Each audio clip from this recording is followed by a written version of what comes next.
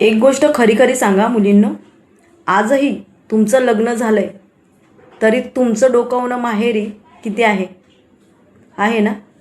तुमचा रोजचा फोन जाऊन वहिनीला त्रास देणं जरा कमी करा.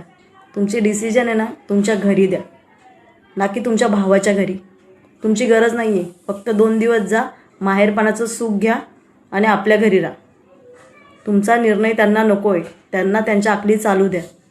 तुमच्यामुळे त्यांचा संसार बिघडतोय.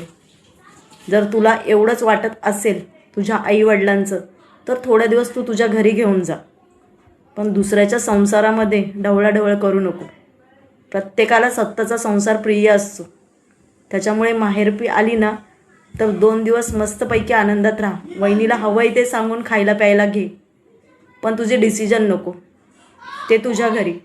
जर वहिनीने तुझ्या घरी डोकवलं ना खूप महागात पडेल.